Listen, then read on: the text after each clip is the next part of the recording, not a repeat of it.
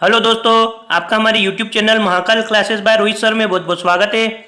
दोस्तों आज हम रीजनिंग के कुछ महत्वपूर्ण क्वेश्चंस को करेंगे दोस्तों, जो कि आपकी आने वाली MP police, MPSI, SSC GD constable या फिर SSC CGL तक की परीक्षा के लिए बहुत ही ज़्यादा महत्वपूर्ण साबित हो सकते हैं। दोस्तों ये जितने भी क्वेश्चंस आज हम करेंगे दोस्तों, सभी ट्रिक्स के माध्यम से इजीली सोल्व करेंगे दोस्तों, और आपको एक बार में ही ये सभी क्वेश्चंस याद हो जाएंगे दोस्तों।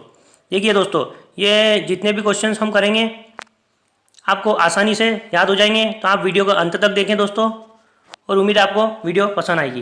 दोस्तों मोस्ट IMP क्वेश्चन है। देखिए पहला क्वेश्चन हमारे पास, जो कि SSC स्टेनो में आया हुआ क्वेश्चन है, SSC की परीक्षा में। दोस्तों ये क्वेश्चन जो है आपकी SSC GD की परीक्षा के लिए भी बहुत ही महत्वपूर्ण हो सकते हैं, तो आप इस वीडियो को देखें पूरा। देखिए पहला क्वेश्चन क्या है हमारे पास, यदि z = 52 तथा z = 52 तथा एक्ट = 48 हो तो बेट यानी कि BAT निम्न में से किसके बराबर है दोस्तों। यानी कि बेट को हम कैसे लिख सकते हैं, यानी कि z का कोड जो है, इस क्वेश्चन में z का कोड 52 दे रखा है और एक्ट को हम 48 लिखते हैं दोस्तों। तो BAT बेट को हम कैसे लिखेंगे, ये इस क्वेश्चन में पूछा गया है। देखिए इस क्वेश्चन को हम कैसे करेंगे। देखिए z का मतलब 52, यानी कि अगर इंग्लिश अल्फ़ाबेट में हम z का नंबर देखें तो z का नंबर जो होता है 26 होता है। अगर इसमें हम 2 का गुणा कर देंगे दोस्तों तो हमारे पास 52 आ जाएगा, है ना। मतलब हमने z का कोड कैसे 52 आया ये हमने पता किया है दोस्तों, कि z का जो इंग्लिश अल्फ़ाबेट में मतलब होता है 26, इसका अगर गुणा हम 2 में करेंगे तो 26 दूनी 52, तो हमारे पास z का कोड आता है। ऐसे ही एक्ट का, यानी कि A का जो कोड होता है 1 होता है, C का कोड होता है 3 होता है, और T का जो कोड होता है वो 20 होता है। अगर इन तीनों को हम प्लस करते हैं दोस्तों, अगर इन तीनों को हम प्लस करते हैं, 20 + 1 + 3, इन तीनों को हम अगर प्लस करेंगे, 20 और 21 और 3 24, 24 को अगर हम 2 से गुणा करेंगे तो हमारे पास 48 आ जाएगा दोस्तों। 24 को हम 2 से गुणा करेंगे तो हमारे पास 48 आ जाएगा। जैसे हमने z का कोड निकाला, ऐसे ही हमने एक्ट का कोड निकाला। A का नंबर 1 होता है, C का नंबर 3 होता है, और T का नंबर 20 होता है। इन तीनों को हमने जोड़ा तो हमारे पास 24 आया दोस्तों, और 24 का गुणा हमने 2 में किया तो हमारे पास 48 निकल के आया।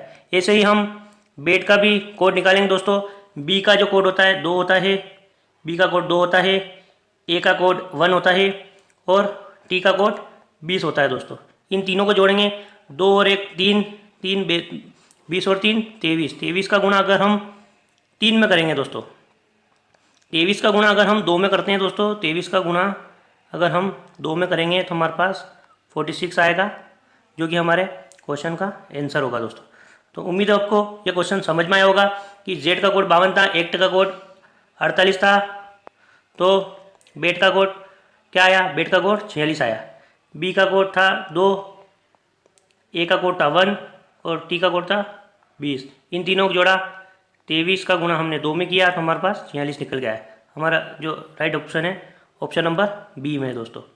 उम्मीद है दोस्तों ये क्वेश्चन आपको समझ में आया होगा। नेक्स्ट क्वेश्चन देखते हैं। नेक्स्ट क्वेश्चन देखिए, ये सभी क्वेश्चन मोस्ट IMP और SSC की परीक्षा में पूछे गए क्वेश्चन है। देखिए ये SSC CHSL 10+2 में पूछा गया क्वेश्चन है। देखिए ये क्वेश्चन आज हम जो करेंगे दोस्तों, ये सभी क्वेश्चंस आप एक बार में ही इन क्वेश्चंस को सीख जाएंगे। उसके बाद आपको अलग से किसी प्रकार की वीडियो देखने की ज़रूरत नहीं पड़ेगी दोस्तों, और आपको आज ये क्वेश्चंस हमेशा जीवन भर याद रहेंगे अगर आप इस वीडियो को पूरा अंत तक देखते हैं तो, और आपकी इस वीडियो में ही प्रैक्टिस हो जाएगी दोस्तों।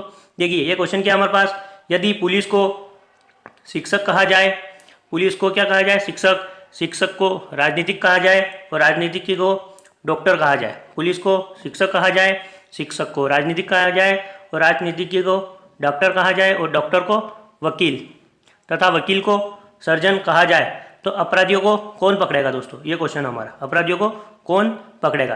देखिए अब इस क्वेश्चन में हमको पता होना चाहिए कि डायरेक्टली हम इस क्वेश्चन में पूछा क्या है, लास्ट टाइम हमको पूछा क्या है, ये हम इस क्वेश्चन में हमको पता होना चाहिए।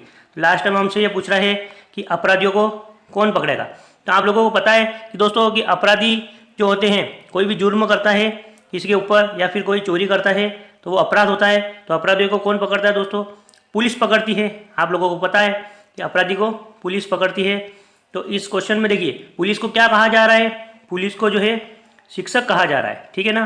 पुलिस को शिक्षक कहा जाए और शिक्षक को राजनीतिक। तो हमें पता है कि अपराधी को पुलिस पकड़ती है तो पुलिस को क्या कहा जा रहा है, इस क्वेश्चन में पुलिस को शिक्षक कहा जा रहा है। तो अपराधी को कौन पकड़ेगा, अपराधी को शिक्षक पकड़ेगा। तो ये हमारे क्वेश्चन का आंसर हो जाएगा दोस्तों कि अपराधी को शिक्षक पकड़ेगा। उम्मीद है दोस्तों ये क्वेश्चन आपको समझ में आया होगा कि इस क्वेश्चन में जो भी कहा जा रहा है कि सबसे पहले हमें ये देखना है कि हमें पूछा क्या गया है। हमें पूछा गया है कि अपराधियों को कौन पकड़ेगा। तो इस क्वेश्चन में अपराधी को कौन पकड़ता है, आप लोगों को पता है कि अपराधी जो होते हैं उनको पुलिस पकड़ती है। तो पुलिस को क्या कहा जा रहा है, पुलिस को शिक्षक कहा जा रहा है। तो इस क्वेश्चन का आंसर ये होगा कि पुलिस को जो कहा जा रहा है वो उसका आंसर होगा, यानी कि अपराधी को शिक्षक पकड़ेगा। अपराधी को शिक्षक कहा जा रहा है इसलिए अपराधी को शिक्षक पकड़ेगा। तो ये हमारे क्वेश्चन का आंसर हो जाएगा। उम्मीद है दोस्तों आपको ये क्वेश्चन समझ में आया होगा। अगर नहीं आया है तो आप नेक्स्ट क्वेश्चन में सीख जाएंगे दोस्तों। देखिए नेक्स्ट क्वेश्चन भी ऐसा ही है। यदि आसमान को काला कहा जाए, काले को जल कहा जाए, जल को हरा कहा जाए और हरे को बादल कहा जाए और बादल को नीला कहा जाए, तो नीले को जमीन कहा जाए और जमीन को लाल कहा जाए, तो मछलियाँ कहाँ रहेगी। अब हमने क्या बोला, इस क्वेश्चन को सोल्व करने के लिए हमें पूछा क्या गया है ये देखना है सबसे पहले। तो लास्ट टाइम हमें पूछा है मछलियाँ कहाँ रहेगी। तो आप लोगों को पता है कि मछलियाँ कहाँ रहती है, पानी में रहती है। पानी में यानी कि जल में रहती है, मछलियाँ जल में रहती है। तो जल को यहाँ पर क्या कहा जा रहा है, देखिए आसमान को काला, काले को जल, लेकिन जल को क्या कहा जा रहा है, जल को हरा कहा जा रहा है, जल को हरा। तो मछलियाँ जो है जल में रहती है, तो जल को क्या कहा जा रहा है, हरा। इसका मतलब हमारा आंसर क्या हो जाएगा, हरा। मछलियाँ जो है हरा में रहती है, यानी कि जल को हरा कहा जा रहा है, इसलिए मछलियाँ जो है कहाँ रहेगी, हरा में रहेगी दोस्तों, है ना। एक बार वो देखते हैं मछलियों को कहाँ रहेगी। तो जल को क्या कहा जा रहा है, जल को हरा कहा जा रहा है, इसलिए मछलियाँ कहाँ रहेगी, हरा में रहेगी। तो ये हमारे क्वेश्चन का आंसर हो जाएगा ऑप्शन नंबर बी। उम्मीद है आपको ये क्वेश्चन समझ में आया होगा। नेक्स्ट क्वेश्चन है दोस्तों, देखिए नेक्स्ट क्वेश्चन भी मोस्ट टाइम भी सेम क्वेश्चन है। आज ये जितने भी क्वेश्चन मैं आपको कराऊंगा इसी वीडियो में आपको याद हो जाएंगे दोस्तों। तो और आपको वीडियो पसंद आएगी तो हमारे चैनल को लाइक करें, सब्सक्राइब करें और अपने दोस्तों के साथ भी शेयर जरूर करें दोस्तों। देखिए ये क्वेश्चन है, यदि पुस्तक को घड़ी कहें, यदि पुस्तक को घड़ी कहे, घड़ी को बैग और बैग को शब्दकोश और शब्दकोश को खिड़की कहे। क्वेश्चन देखिए दोस्तों, ये जितने भी क्वेश्चन हैं, क्वेश्चन जरूर बड़े होते हैं लेकिन बहुत ही इजी क्वेश्चन होते हैं। एक बार में ही आपको याद हो जाएंगे और आप इन क्वेश्चन को आसानी से कर लेंगे और आपका 1 नंबर पक्का हो जाएगा दोस्तों। देखिए इस क्वेश्चन में क्या बोल रहा है, लास्ट में क्या पूछा गया है, तो पुस्तक को ले जाने के लिए किसे प्रयुक्त करेंगे। अब पुस्तक को हम काय में ले जाएंगे दोस्तों, पुस्तक को हम काय में ले जाते हैं, बैग में ले जाते हैं। तो देखिए पुस्तक को घड़ी कहें, घड़ी को बैग कहें और बैग को क्या बोल रहा है, ये पुस्तक हम बैग में ले जा रहे हैं तो बैग को क्या बोल रहा है, बैग को शब्दकोश। तो हमारे क्वेश्चन का आंसर क्या हो जाएगा कि पुस्तक को ले जाने के लिए हम शब्दकोश का इस्तेमाल करेंगे, क्योंकि पुस्तक जो हम बैग में ले जाते हैं तो बैग को क्या बोल रहा है, बैग को शब्दकोश, यानी कि हमारा राइट आंसर हो जाएगा शब्दकोश।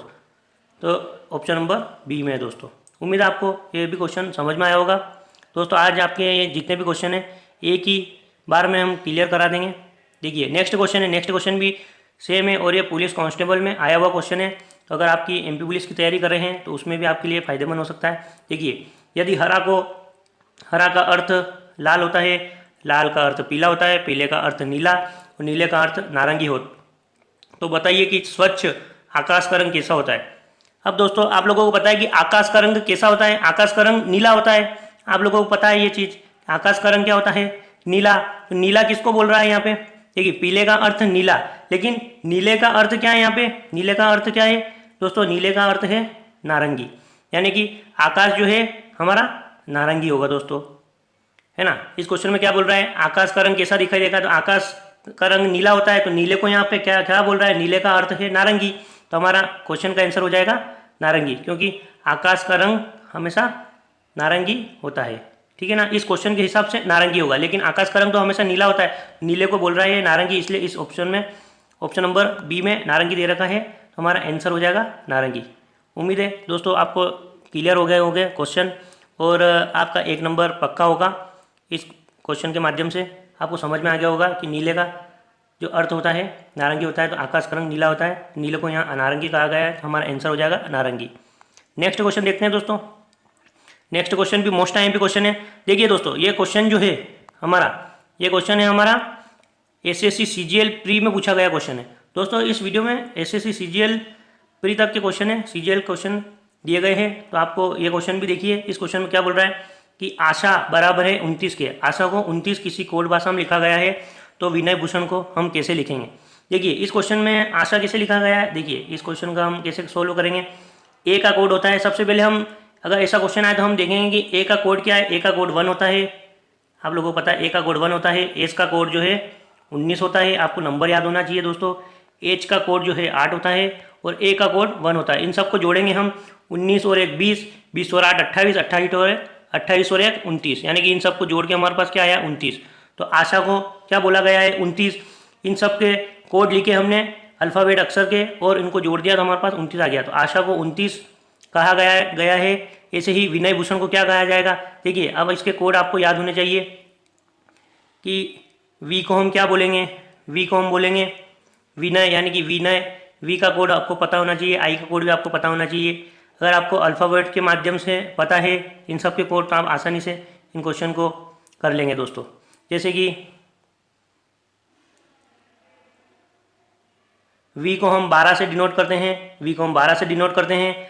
आई को हम 9 से डिनोट करते हैं, एन को हम 14 से डिनोट करेंगे, ए को हम 1 से डिनोट करेंगे और वाई को हम 25 से डिनोट करेंगे। ऐसे ही विनय का हमारे पास 12, 9, 14, 1 और 25 कोड हो गया। ऐसे ही भूषण को भी जोड़ेंगे, भूषण को बी को यानी 2 से, एच को 8 से, उसके बाद यू को 21 से, एस को 19 से, एस को 19 से, एच को 8 से, ए को 1 से और एन को 14 से। दोस्तों अगर इन सब को हम जोड़ेंगे तो हमारे पास 144 आएगा, जो कि ऑप्शन नंबर सी में दे रखा है दोस्तों।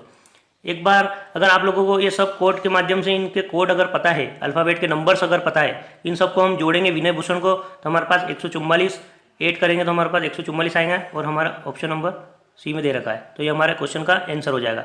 उम्मीद है दोस्तों ये क्वेश्चन भी आपको समझ में आया होगा दोस्तों। हमारा इसका राइट आंसर है सी। ठीक है, ये एसएससी सीजीएल में पूछा गया क्वेश्चन है। नेक्स्ट क्वेश्चन देखते हैं दोस्तों। देखिए नेक्स्ट और हमारा आज का लास्ट क्वेश्चन है दोस्तों, और ये आपको समझ में भी आएगा कि ऐसे क्वेश्चन आपको कभी भी गलत नहीं होंगे। देखिए यदि रांची को दिल्ली कहा जाता है, रांची को दिल्ली कहा जाता है, दिल्ली को मुंबई कहा जाता है, मुंबई को देहरादून, देहरादून को नागपुर एवं नागपुर को मेरठ कहा जाता है, तो गेटवे ऑफ इंडिया कहाँ पर होता है। दोस्तों इसमें आपका कुछ जनरल नॉलेज भी अच्छा होना चाहिए। तो आपको पता होना चाहिए कि गेटवे ऑफ इंडिया कहाँ पर है। देखिए गेटवे ऑफ इंडिया जो है हमारा मुंबई में है, लेकिन इंडिया गेट जो है ये कन्फ्यूजन करने वाला क्वेश्चन है। गेटवे ऑफ इंडिया मुंबई में है और इंडिया गेट जो है हमारा दिल्ली में है दोस्तों। तो गेटवे ऑफ इंडिया कहाँ पर है, मुंबई में।